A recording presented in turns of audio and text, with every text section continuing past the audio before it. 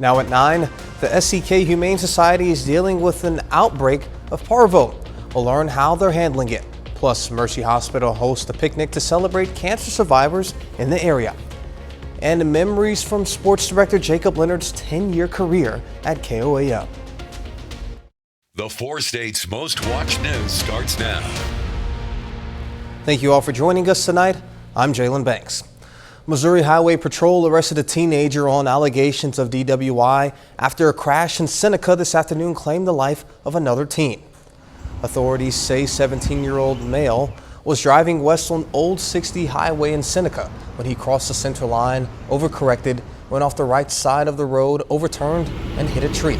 There were 2 passengers in the car.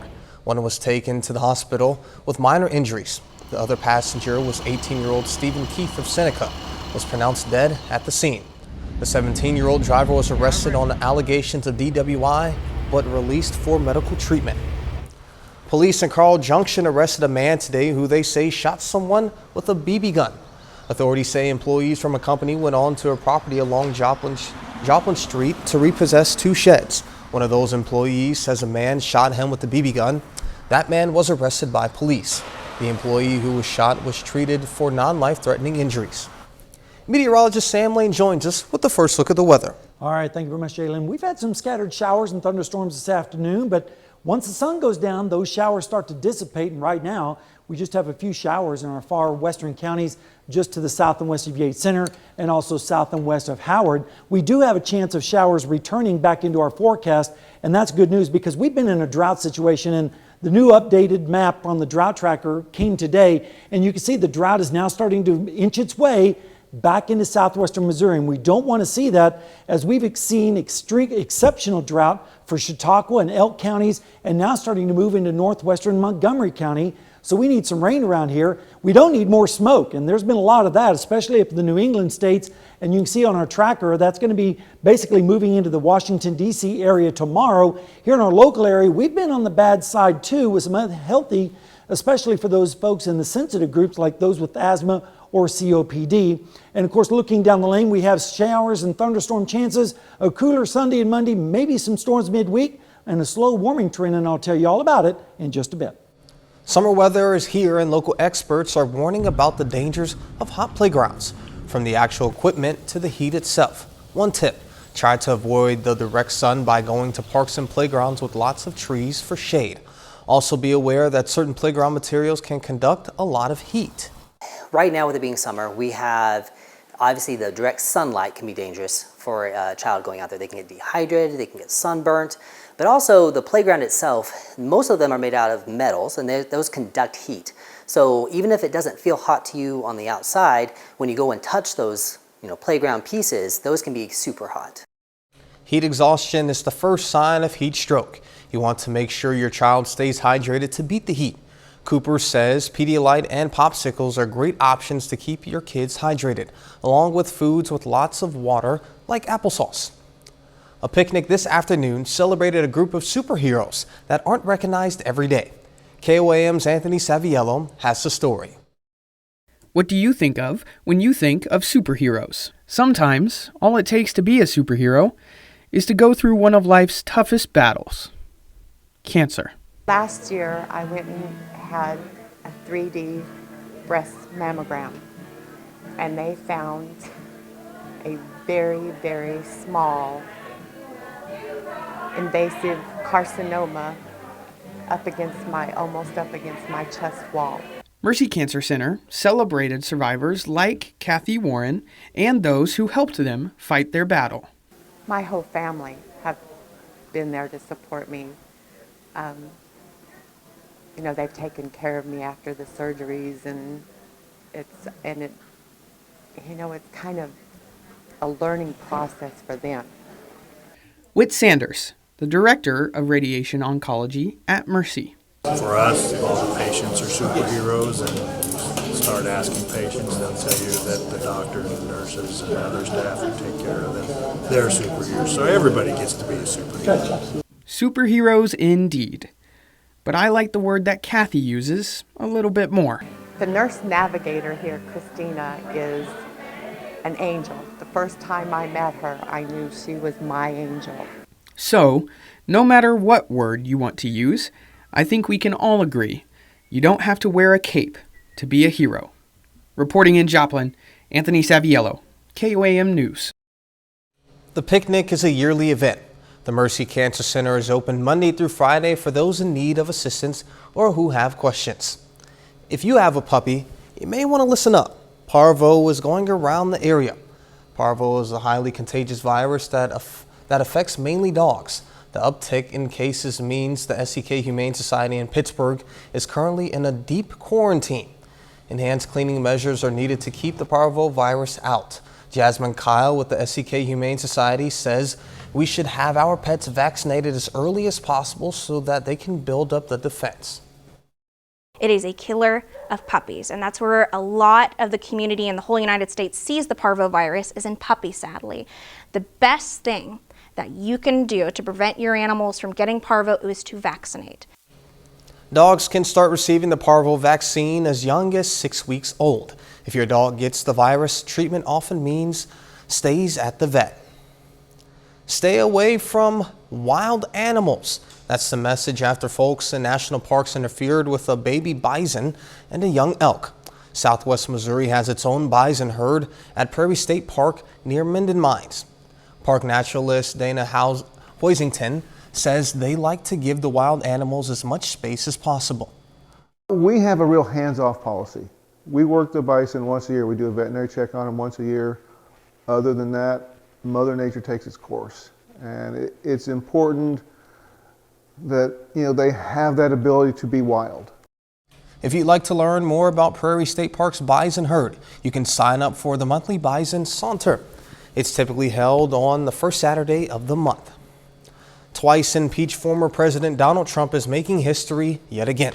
This time, the new criminal charges leveled at him that could complicate his bid for the White House. Fox News correspondent Madeline Rivera has more from Washington.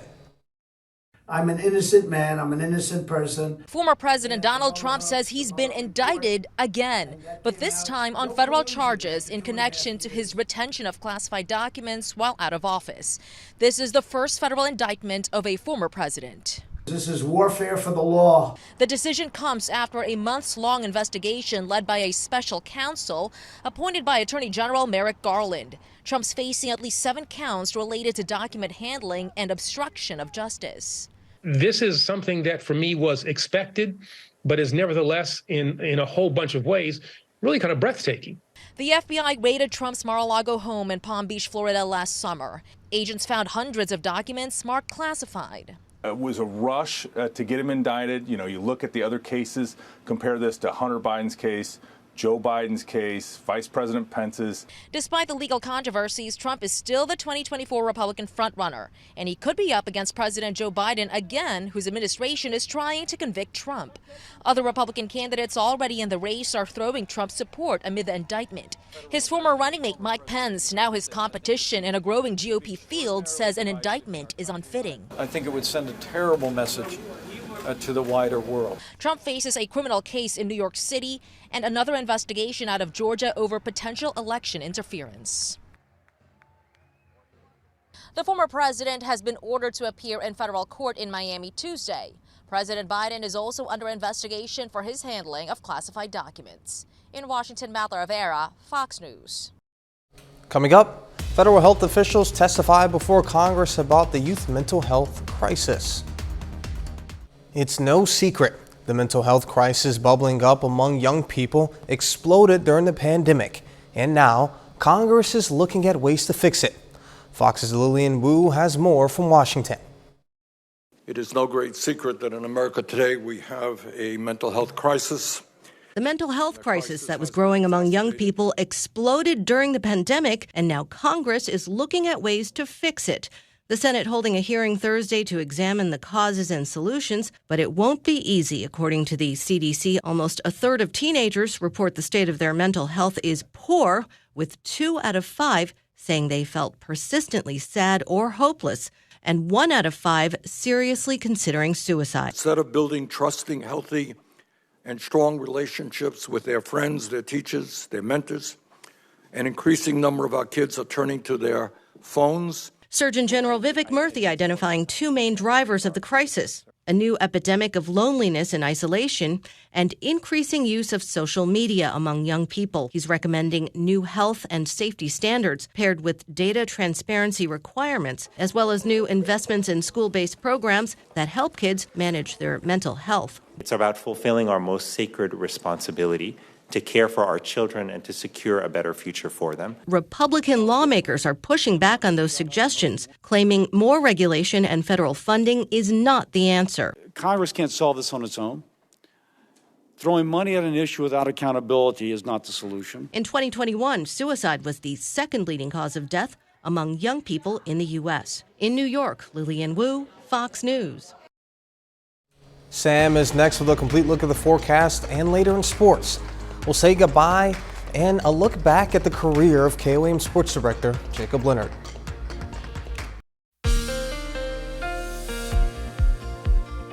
Well, folks, it was another toasty day across the area with temperatures in the upper 80s and lower 90s, including Seneca, Missouri. This morning starting out pretty nice, and then as we headed through the afternoon, you can see those mid-level clouds, and then the sun came out, and that got the atmosphere boiling, and we got those cumulus clouds developing in the afternoon, and some of those cumulus clouds turned into some thunderstorms down in our area. Indigo Sky Casino and Resort down in Seneca, Missouri right now just had some mid-level clouds.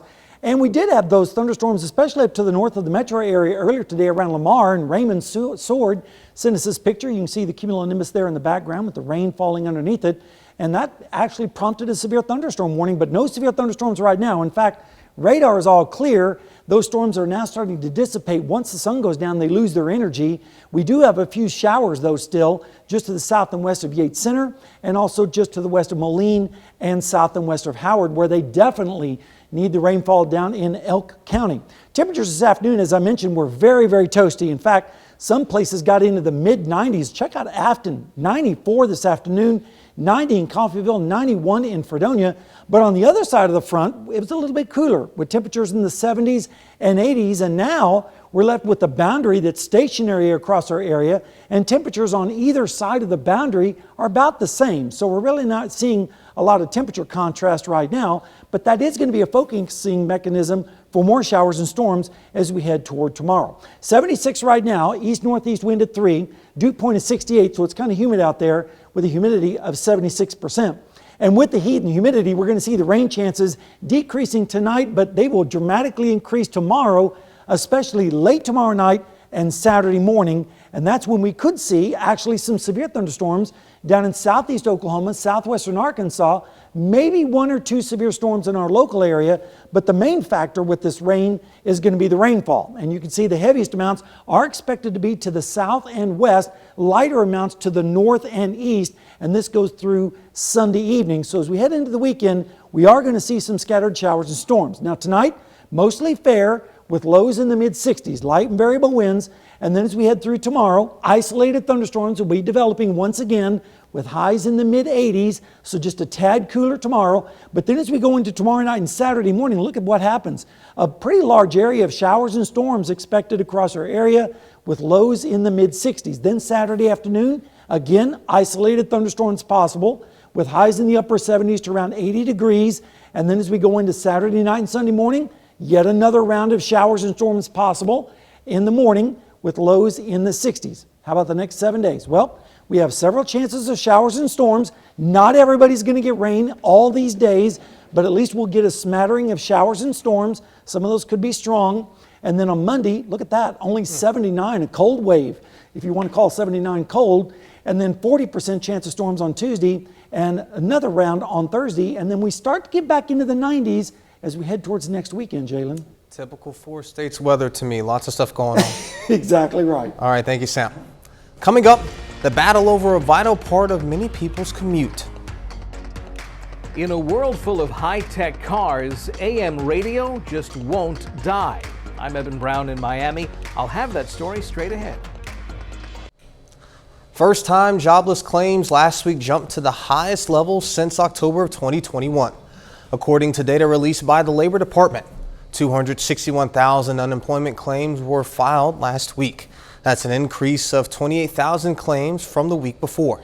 It's also way more than economists were expecting. At least 8 automakers are planning to drop AM radio in some newer car models, and that's not sitting well with lawmakers on Capitol Hill. Fox's Evan Brown explains why. The very first radio transmission was made more than 100 years ago as a way to communicate with ships at sea, but it quickly became a widely available and dependable means of being entertained and keeping informed. And now a bipartisan group of lawmakers are trying to stop the manufacturers of electric vehicles from excluding AM radio in their new models. The announcement drew so much outrage, at least one automaker, Ford, reversed its decision.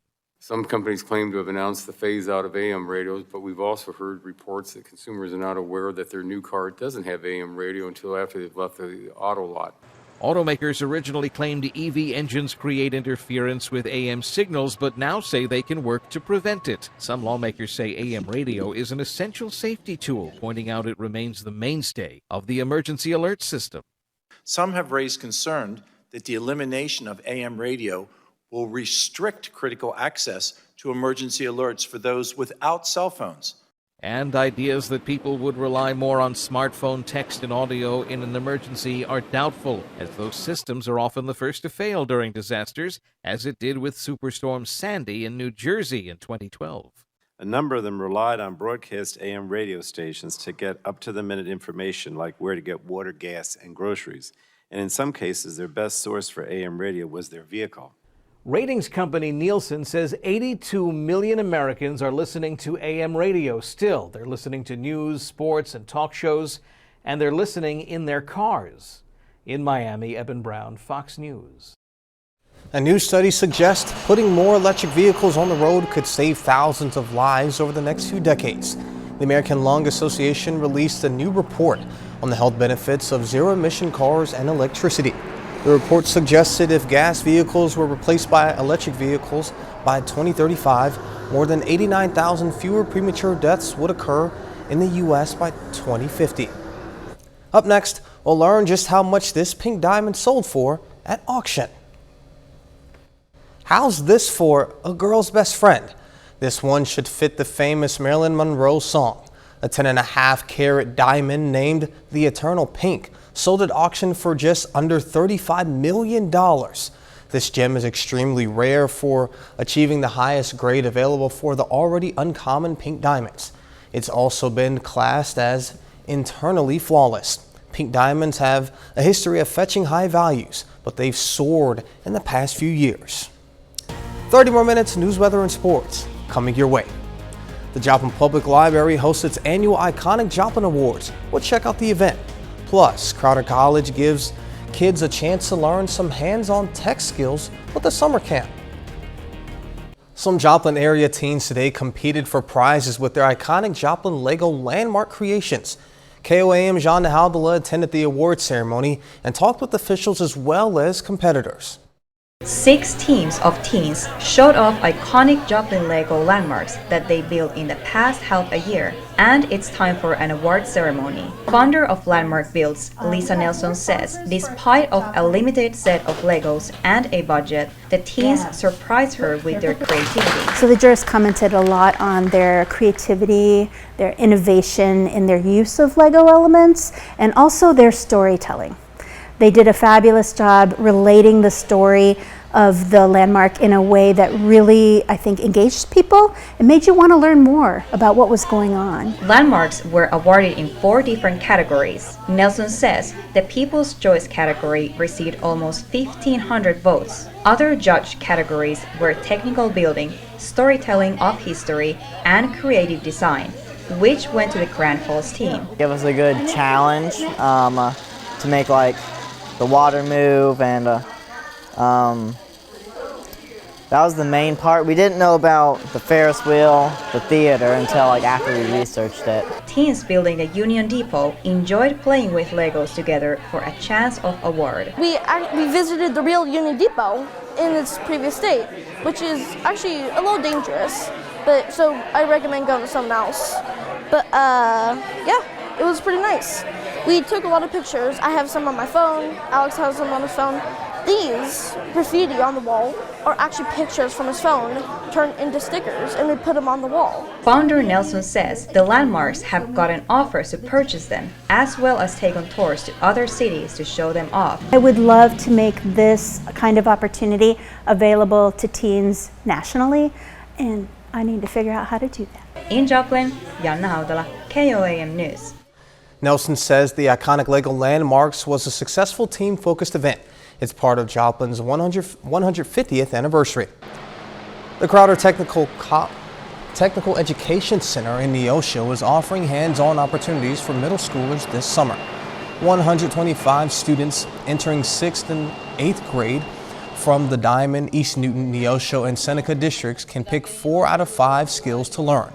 They can choose to learn more about agriculture, computer science, construction, health science, and teacher preparation. At school, you learn math, English, and stuff, but here, you get to learn things that normal school doesn't teach you, like how to build stuff and how different things work. Students can have fun learning CPR, building toothpick bridges, and making cheese, among other activities that are offered in the camp. The summer school happens until June 23rd at the Del Reed Technical Education Center on the Neosho campus. There is no shortage of apocalyptic pictures as out-of-the-control wildfires in Canada continue to cause some serious hazy skies in the U.S. It's prompting health warnings for the millions of people in the path of the smoke. Fox News correspondent Madeline Rivera has more from Washington. The haze is not letting up. In some areas, the situation is getting worse. This is the worst air quality we've had at least since the 1960s when we started monitoring. Plumes of smoke from the wildfires raging in Canada are shrouding large swaths of the U.S. from the Midwest to the Carolinas, forcing officials to cancel more events and activities because of poor air quality. It smells like barbecue. I worry about the air, especially when it comes to our infants, young children who maybe their respiratory systems are not fully developed, the elderly, those with chronic lung disease. In the Big Apple, Broadway shows and racing at the Belmont Park were canceled, with New York Governor Kathy Hochul announcing more measures to protect horses. New York City public schools are going remote, and some flights have been grounded. Unfortunately, this smoke is impacting visibility in a big way, particularly in the airports in the New York area, LaGuardia, JFK, Newark, the airports in the D.C. area, Baltimore, Dulles, and DCA, and then also Philadelphia. In the nation's capital, Major League Baseball, the Nationals versus Diamondbacks baseball game was postponed. The National Zoo in D.C. is also closed. President Biden is advising people to follow local warnings. To keep up to date on the air quality in real time, go to the app that we provide. It's called airnow.gov and check on one another. The smoke is even impacting the White House's itinerary. Their Pride event scheduled to be on the South Lawn Thursday night was rescheduled for this weekend. In Washington, Madeline Rivera, Fox News. A bit later, a merger that caught many by surprise. A bombshell on the links, but what does it mean moving forward? I'm Matt Napolitano in New York, and I'll have more on the surprise merger between the PGA and the LIV Golf League.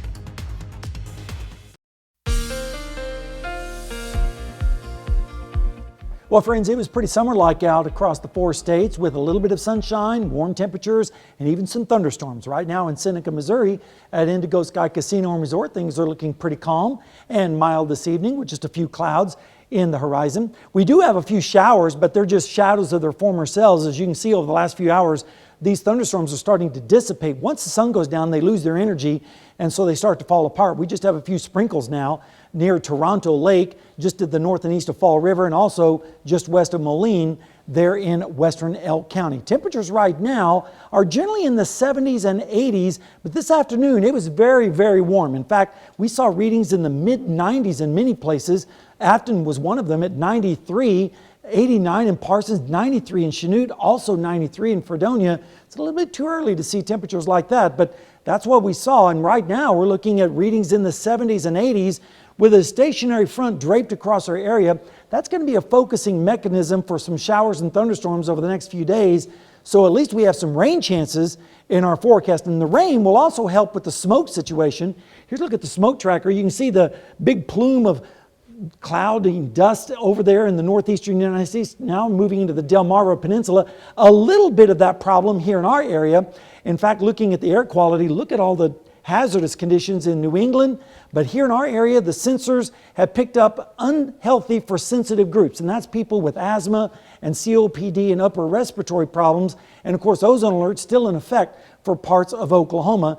And as I said, hopefully the rain will start to wash some of that out. Rain chances are going to be low for most of tomorrow, but then as we go tomorrow night into Saturday morning, that's when the rain chances really start to jump up. And I think that's pretty good news. Some of the storms could be severe on Saturday, especially down to the south in southern Oklahoma and southwestern Arkansas. We might see 1 or 2 isolated severe storms in our area, but the big benefit is going to be the rainfall. And some places could pick up over an inch of rain with some of the showers and storms until, as we go through the weekend, all the way into Sunday evening, lighter amounts up towards the north and to the east. Breaking it down, mostly fair tonight with temperatures in the mid-60s. Then tomorrow, isolated thunderstorms once again with highs in the mid-80s. Might see a 90-degree reading or two. And then as we head into Saturday morning, that's when the best chance of showers and storms will be across our area with lows in the 60s. Then that moves away, and then we go into Saturday afternoon in a part of cloudy skies with highs in the upper 70s to around 80. Isolated storms again possible, but a better chance of storms on Sunday morning with lows in the 60s. Over the next 7 days, we do have several chances of showers and storms. Better chance on Saturday morning. Then they start to decrease a little bit as we go into Sunday, Monday, but also the temperature drops to more comfortable levels. And then storms come back on Tuesday and Wednesday of next week. And then it starts to get more summer-like as we head towards next weekend, Jalen. As I said earlier, typical 4 states, we have some rain, some heat, and then even kind of some chilly days. That's right, a little bit of everything. Looking forward to it. Thank you, Sam. Coming up, we'll be joined by Jacob Leonard to look back at his 10-year career here at KOAM and what the next steps are for him. Goodbyes are never easy. They're harder with old friends. Jacob Leonard has been with KOAM for 10 years and sports director for the last 8. He's moving on now to pursue a new opportunity. But first, Jacob and Dow Quick sat down to relive some moments and renew some memories. Jacob Leonard, 10 years ago, you were a kid, a little bit baby-faced. You had hair that was not just on your chin. I remember 2 things from when I started here. I remember walking into the studio and thinking, oh, they only see what you're supposed to see when it's on TV. There are so many cables and lights and other things around here. And the second thing I remember, the first time I walked into the studio, because I had grown up in Southeast Kansas and watched you and Doug on TV, I remember thinking, those are their actual voices. Those aren't put on news voices. And I remember thinking, how cool is this?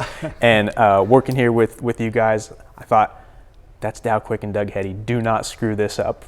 News was not what I got into this business for, and I'm not gonna lie, I don't think I was very good at it. The new system will cost the city about $500,000, while others say that stands in the city limits would be more convenient. And it wasn't just as a news reporter. You eventually got experience doing weather. Most of us sitting right now around 30 degrees cooler than what we saw yesterday. You wanted to drift into sports. Why is that? I tell this story all the time. When I was in high school, one of my basketball highlights made it on this station. And I remember thinking that was one of the coolest things that's ever happened to me, and it meant so much to me. And to know that I had the possibility to do that for other kids and so many kids in the area, I thought that sounds like something I want to do. So that was a teenage Jacob Leonard. Yeah, I think as a sports highlight. Funny part is, my name wasn't on the roster, so they said, this guy's name isn't on the roster, but nice move. And so it was still cool, even though it wasn't my name. It was my highlight. June 2015, it feels like the start of like a new life for me, because I became the sports director here, and within a week, my son arrived. I have a 7-year-old son now. He's about to turn 8, and so yeah, it was a new job, the job that I wanted, and having my first child. So looking back, that was the start of a whole new journey for me, both professionally and personally. And in fact, Keaton, now about to turn 8, as you say, is part of the reason that you're moving on from this position. Maybe you could explain that. He's starting to be out there playing soccer and playing basketball and playing baseball, and it's hard for me to be out covering other people's kids and highlighting other people's kids and being at other games when I know my own son is is playing somewhere else, and I only get one shot really to be a dad and to be there and to be the best I can at that. And it's important. It's as important as this job is to me. That's more important to me at this point. You talk about the memorable moments out on the field.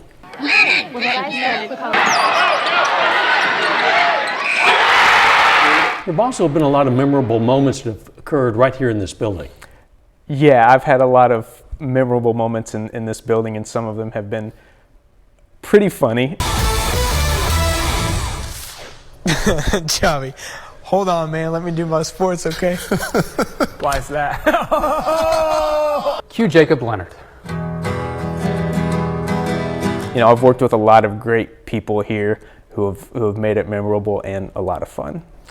And I know you've mentioned there are a lot of people you'd like to thank. My wife and my son, they've allowed me to do this job at the level that I've wanted to do it at this whole time, and that does mean a lot of time away from home and a lot of miles on the road. So, thanking my wife and my son for what I've been able to do the last 8 years, it starts there.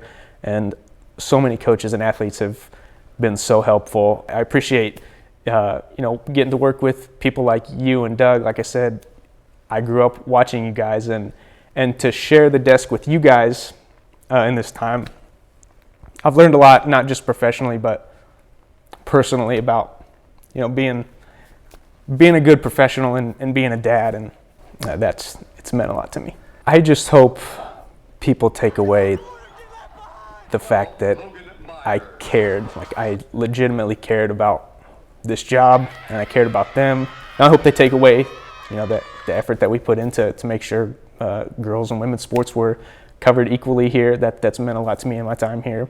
For whatever they think I might have done for them, they paid it back so much more than anything I could have done for them, with just the happiness and the fun and the joy I've had on this job and the anticipation of coming to work every day that they've given me. I know I'm always going to be a part of the station here, and always going to be a part of KOAM, and KOAM and you guys and our viewers here are always going to be part of my life, and I look forward to seeing you guys and to seeing everybody out and about. I still hope people come up and want to visit and want to talk about sportsmithing from here on out.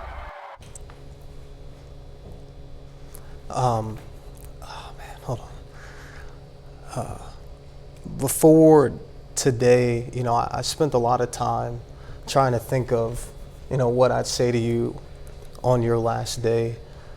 We've had just countless conversations, about work, outside of work. I wish that the audience could see just all the things that we talk about in the newsroom, but some of it. Yes, some of it for sure. But I've had so much fun getting to work with you. But more than anything, it's rare that you get to work at a place where coworkers go beyond just simply being coworkers, and they become friends. And there was one thing that you had mentioned in the story where you said, I walk into the newsroom or I walk into the studio and I see you and Dow, and I'm like, oh man, like that's Doug Hetty and Dow Quick. We've had a relationship before I even stepped foot in this building. My time being a student athlete at Missouri Southern, and seeing you out on the field, recording practice or being out at the games, and I walk into the newsroom and I see you at your desk, and I'm like, oh man, that's Jacob Leonard. I've got to do this job well. And every day seeing you work and seeing just how much you care truly, truly, truly motivated me to try to come in here every single day and do my absolute best.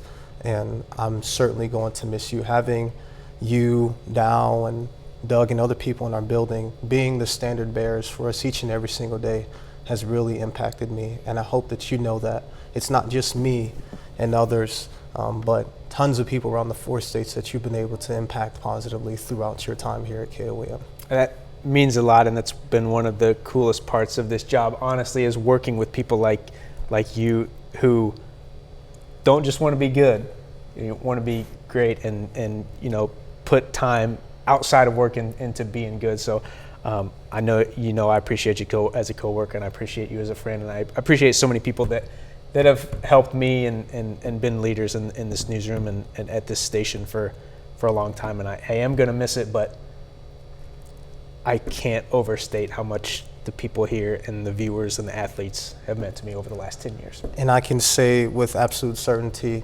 myself and so many other people are going to not only miss you, but we all love you so very much, and we look forward to your next chapter. I appreciate it, man. I love you guys, and I'll still be around. I love you, dude. Love you, man.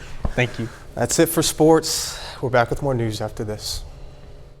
It may come as a shock to many, even the golfers.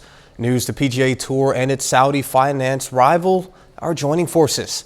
Fox's Matt Napolitano has more on the reaction to the move and the road ahead. Since the formation of the LIV Golf League, PGA Tour Commissioner Jay Monahan has sounded off against the rival, from calling out its Saudi financiers and their ties to human rights violations to the golfers who jumped ship for big paydays. That's what made Monahan's announcement that the tours are merging all the more surprising. We just realized that we were better off together than we were fighting or apart. The PGA Tour, LIV, and the European DP Tour joining together next year under a new entity that will transform the game of golf on the global stage. With this merger, existing litigation between the PGA and LIV is gone. The team format from the LIV Golf League will be part of gameplay going forward, and the governor of the Saudi Public Investment Fund will have a seat on the entity's board of directors.